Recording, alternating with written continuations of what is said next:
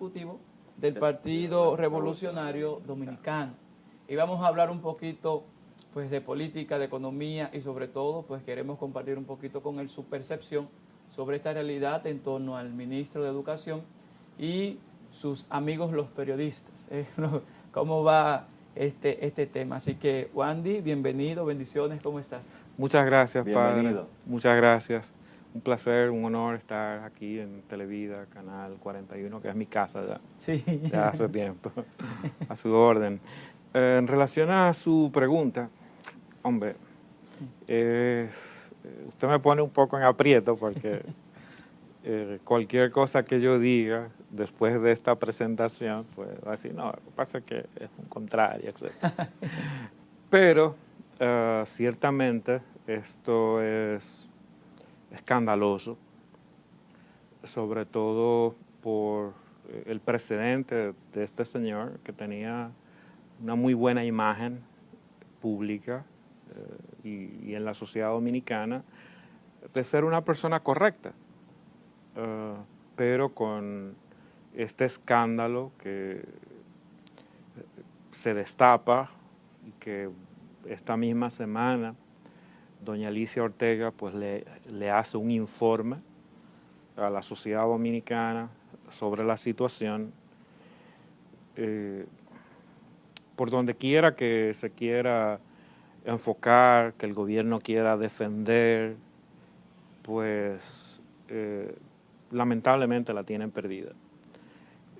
Tanto en este caso como en otros tantos casos bochornosos, sobre todo porque, como sabemos, el buque insignia de este gobierno es la lucha anticorrupción, aunque sesgada, porque solamente se ha dirigido a un segmento de la clase política dominicana. Entonces, es una pena, verdaderamente. Sobre todo también por esa ansiedad que le ha dado a él de querer defender lo indefendible, porque los contratos están ahí y él o sus relacionados, según la ley, no deben contratar con el Estado, simple y sencillamente. Eso es así. Tan fácil como eso. Sí. Bueno, veamos entonces un poquito un ambiente más amplio, hagamos un análisis más amplio. Tenemos con nosotros pues un analista de política y de economía y justamente termina un año 2023, vamos cerrando un año 2023. ¿Cómo sintetizas, Wandy, cómo sintetizas tú este año 2023 en tanto a políticas económicas? ¿Y qué auguras, según cómo vamos caminando, para el año 2024? Un año que prácticamente, podamos decir, se pierde entre el proceso político y todo eso. Ya todo el mundo lo que va a estar Por lo menos los primeros 6 meses del año. No, si hay, no, si hay se una pierde segunda completo vuelta, porque ya, por ejemplo, ya la segunda parte, si no es que, por como van pintando las cosas, prácticamente tenemos el año completo complicado, complicado. Pero que lo diga el que es el experto. Sí, hombre, también es un poco difícil analizarlo porque en términos de opinión uno podría ir contra la tendencia pública que ha creado este gobierno, ¿no? De que todo está sumamente bien. Pero si ponemos dos ejemplos simples, podemos empezar a derivar a partir de ahí. Mire, detrás de este canal, cuando yo venía, vi un lote de basura. Una sencillez. Pero a lo largo de toda la avenida, también.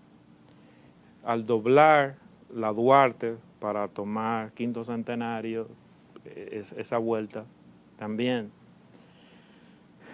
Ayer, bueno, el lunes, sí, ayer lunes, el presidente acostumbra hacer los lunes una especie de semanal. La semanal. Sí, LA, Luis Abinader, semanal, ¿no? La semanal.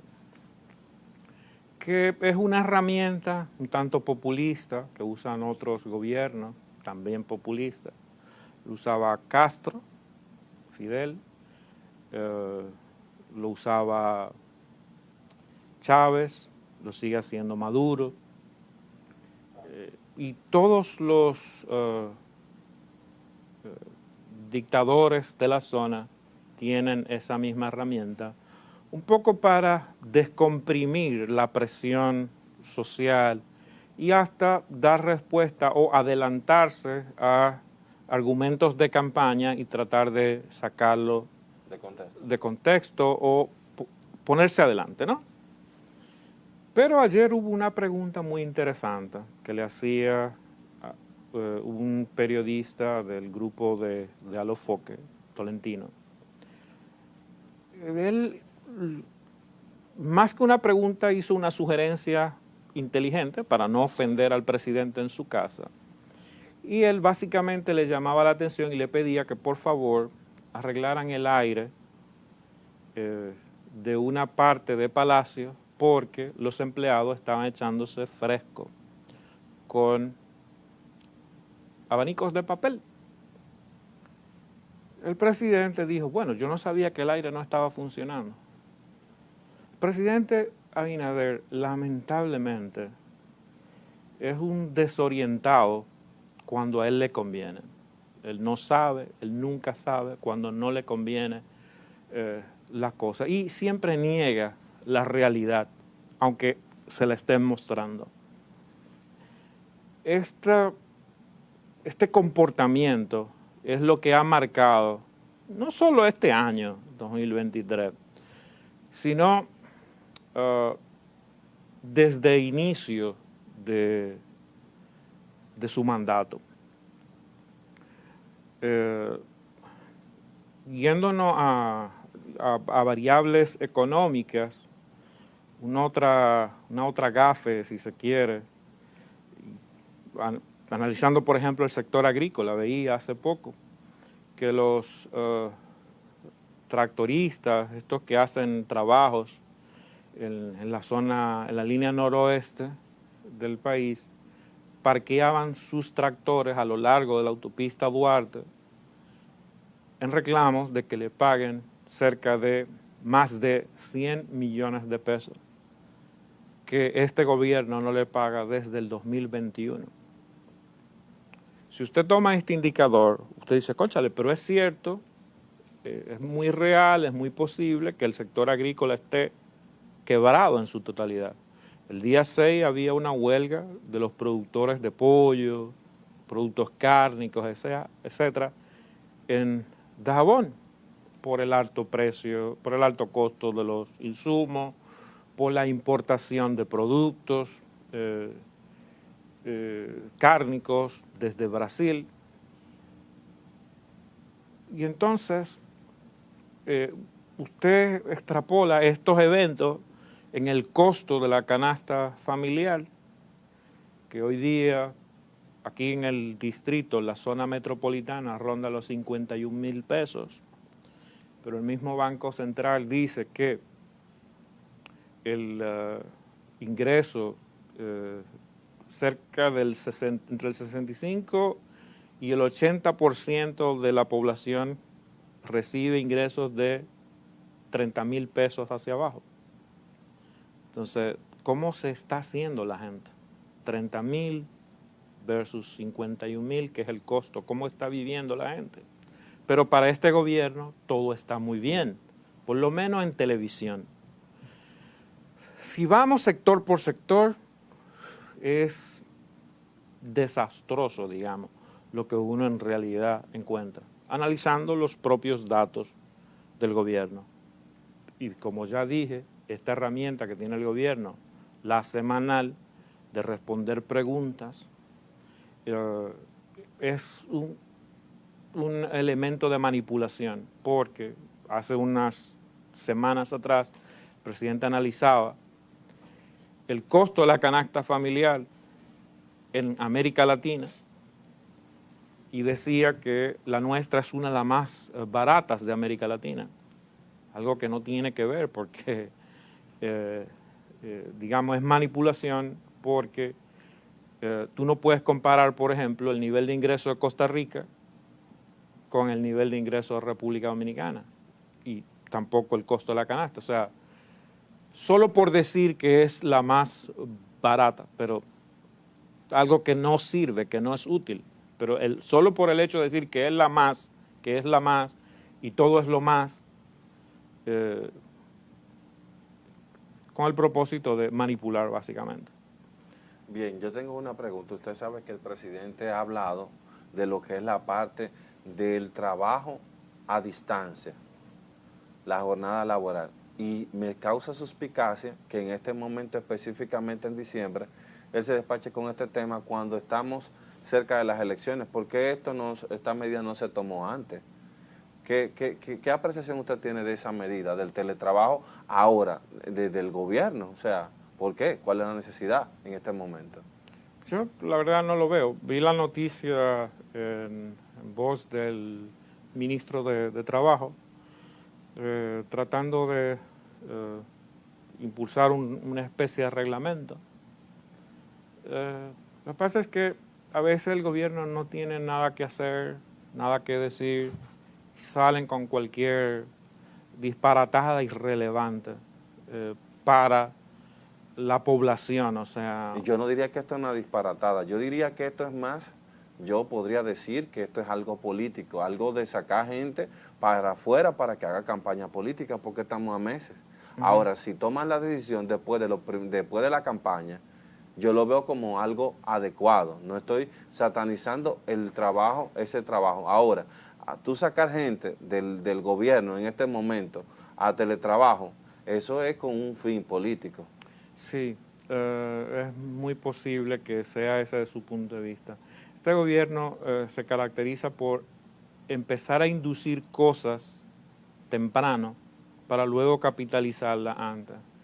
Mire, aquí hay un tema muy delicado que tiene que ver con tecnología, precisamente, que hace unos días, pues, algunas fuerzas de la oposición han empezado a alzar la voz y a denunciar. Es la posibilidad de un fraude electoral. No sé si lo vieron en la prensa, lo denuncia el Señor Crespo, Crespo, de la Fuerza del Pueblo. de la Fuerza del Pueblo. Esto, pues, a mí me hace mucho sentido porque hemos visto otros casos en América Latina que empiezan con la misma narrativa que tiene el gobierno. Entonces, paralelo a todo esto, la Junta Central se despacha en un acuerdo con el Ministerio Público para hacer que los presos voten de manera electrónica, porque no pueden salir. Los presos están privados de movilización, ¿no? de ser localizados. Entonces, cuando usted suma y resta, usted como que ve por dónde es que quieren llevar la cosa. Decía este señor que el gobierno ha traído al país de manera secreta hackers para malversar, digamos, data y poner los datos que el gobierno desea el día de las elecciones. Entonces, voto electrónico, las cárceles, eso abre una ventana a las bases de datos de la Junta Central. Y por otro lado, los hackers llegando, o sea, estamos creando un cóctel perfecto para un desastre en los meses que vienen del 2024. Y a mí, pues, me llama a preocupación, ¿no? Esta sumatoria de elementos, ¿no? Trabajar electrónico, voto electrónico, mandando, pues, las señales. Pero toda esta este tema de fraude empieza con una narrativa de vamos a ganar como sea. Y por eso usted ve que el gobierno patrocina una gran cantidad de encuestas en donde le dan ganador, hechas incluso por empleados del gobierno. Una última que salió publicada, Strata algo, Strategy algo, pues resulta ser que el presidente de esa firma encuestadora es un empleado de la Oficina Nacional de Estadística con un salario de cerca de 120,000 pesos. Entonces, no me gustan, digamos. Entonces, hay unos elementos ahí, hay unos elementos en los que hay que prestar atención. Sí. Como decíamos, Juan, sobre todo a la población en sentido general, que estar bien atentos justamente, como decías, a estos detalles, a elementos que se van dando, porque la información circula, la información circula. Entonces hay que tener pendiente todo eso. Wandy, el tiempo en televisor se nos va como achicando, acortando, pero hay un tema que no podemos dejar. O sea, tú vienes de un partido político específico. ¿Cómo se va preparando el partido para las próximas elecciones? ¿Cómo tú ves el ambiente, el ánimo con el tema de la, de esto de la Rescate RD. de Rescate RD, de esto de esta puesta en común? ¿Cómo ves este escenario? no es porque yo esté de ese lado, pero si el gobierno pues no logra hacer esta trama que se visualiza, que tiene montada, que ya ha empezado a denunciarse, pues la oposición pues debe llegar al poder en el 2024, pues, porque para eso es que se ha trabajado. El ingeniero Miguel Vargas se ha dedicado, y es, si se puede decir, el fundador de esta iniciativa, Rescate RD, para lograr poner de acuerdo a estos grandes líderes como el presidente Danilo Medina y el presidente Leonel Fernández, para que se rescate a la República Dominicana del desastre en la cual pues nos han sumido esta presente se puede administración. decir que realmente Leonel y Danilo se han puesto de acuerdo.